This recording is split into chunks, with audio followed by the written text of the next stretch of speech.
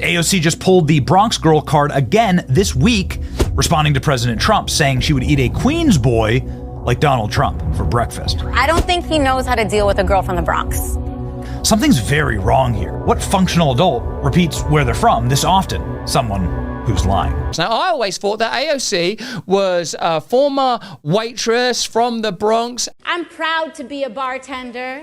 And whether you like her or not, she's certainly attractive. She looks attractive. She speaks in an attractive way. And I find it attractive and appealing when people that aren't from within academia and political institutions step into politics. I think that's what politics should be. Politics should be all of us practicing the principles of community and family and organisation together in love. So when someone is a bartender or a waitress or whatever steps up, I like it. So let's see what Benny Johnson's saying. Apparently he's conducted some sort of investigation that reveals that she ain't telling the truth about her background. Let's have a look. AOC reflexively repeats that she's from the Bronx and a Bronx girl. I speak like a girl from the block. And again. I grew up first generation in the Bronx. And again. Girls from the Bronx are welcome everywhere. So often that it's almost a pathology.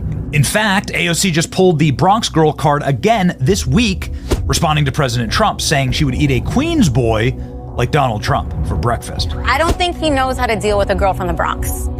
Something's very wrong here. What functional adult repeats where they're from this often? Someone who's lying. And here's the dirty little secret. AOC is not actually from the Bronx. Since AOC was an infant, her family has lived in a beautiful little hamlet called Yorktown Heights. This little town is the opposite of AOC's gritty, downtrodden, working-class persona. It's clean and beautiful and safe.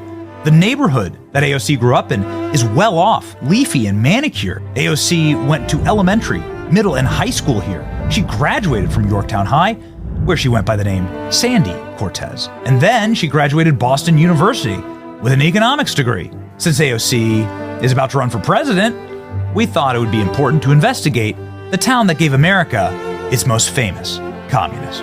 This is not the Bronx. As you can see here, this is the leafy, beautiful Parkway suburbs. Is that a golf course? Oh, it's gorgeous. What a pleasant and wonderful drive. I feel like I'm on my way to Pleasantville. Very much looking forward to finding out where AOC's from. After a 90-minute drive from New York City, we finally got to Yorktown Heights. Check out this beautiful entry to the city.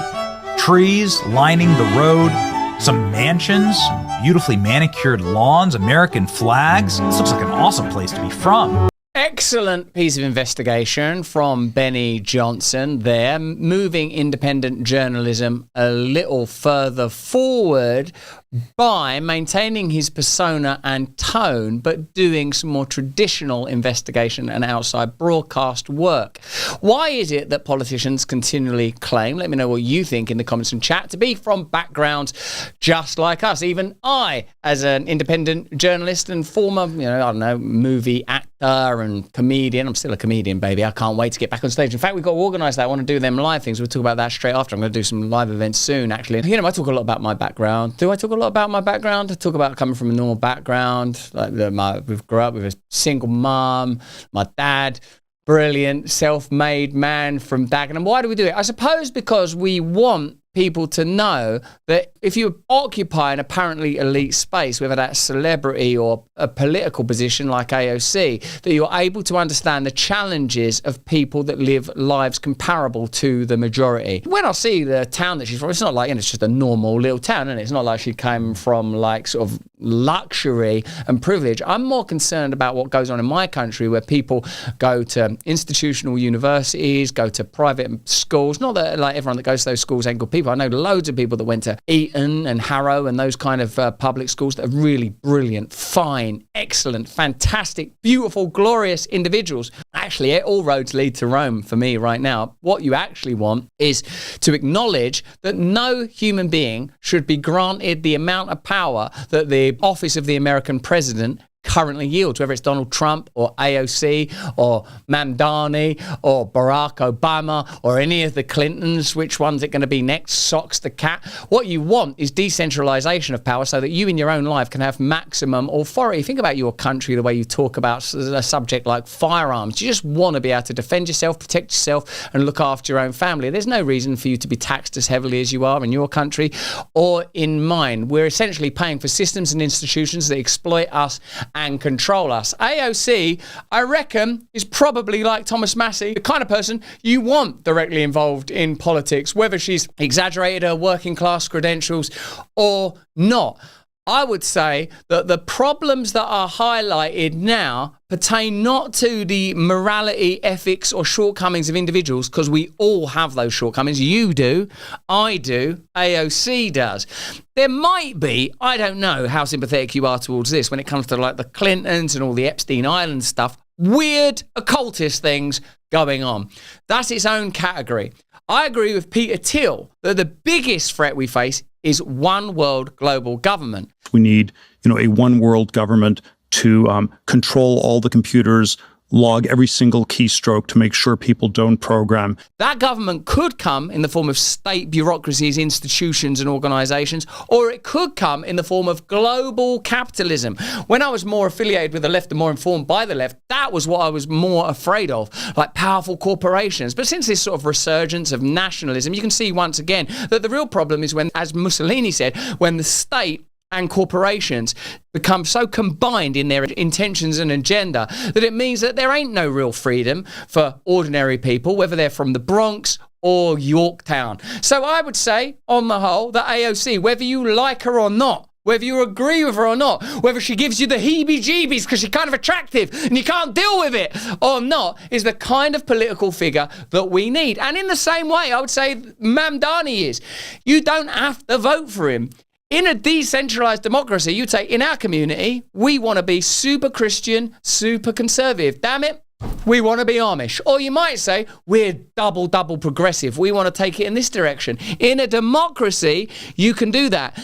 In a democracy, you don't have to be afraid by definition of tyranny. You don't have to be afraid of other people's ideas. In the false dichotomy of left versus right, an idea that's over now, we're all trapped in the constant polarity of let's vote for Kamala, let's vote for Trump, let's vote for Keir Starmer, let's vote for Boris Johnson, let's vote for Justin Trudeau, let's vote for Mark Carney. Forget these people. Forget these institutions.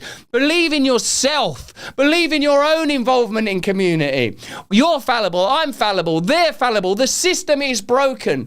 Decentralize power wherever possible. Set up parallel economies. Learn how to embrace new technology. But don't forget the wisdom of the ages. Learn how to grow your own food. Learn how to hunt your own food. Mend your own clothes. Prepare your own vehicles.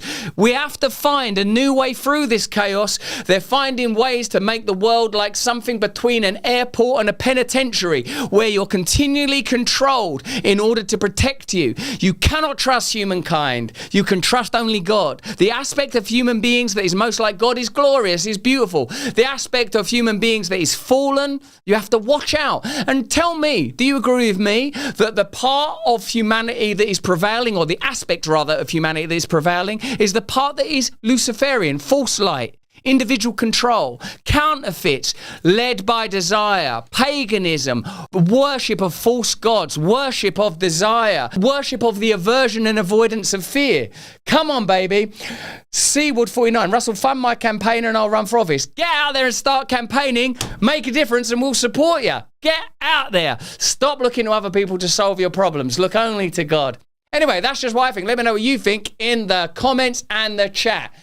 Rumble is farting out the fierce cock of authoritarianism and clamping shut the butt cheeks of free speech, baby. When major advertisers conspired to pull their dollary dues, even brands like Dunkin' Donuts turned their back, claiming Rumble had a right-wing culture. But we're not here to fit a mold. We're here to defend free expression. Content from creators like Russell Brand, Yo, I'm that dude, Dr. Disrespect, Tim Cast, and the Mug Club with Crowder. It's more than a subscription. subscription. It's a stand for free speech. Your voice matters. For a limited time, you can get $10 off an annual plan using the Rumble code BRAND. Visit rumble.com/premium/brand and claim your discount today. Together we can turn the tide, whether you join Rumble Premium or simply keep watching. Your support helps keep free speech alive. And with free speech, we can be free together. Subscribe to Rumble now. Thanks for watching the video. Have a look at this one over here, or join us Monday, Tuesday, Wednesday, Thursday on Rumble.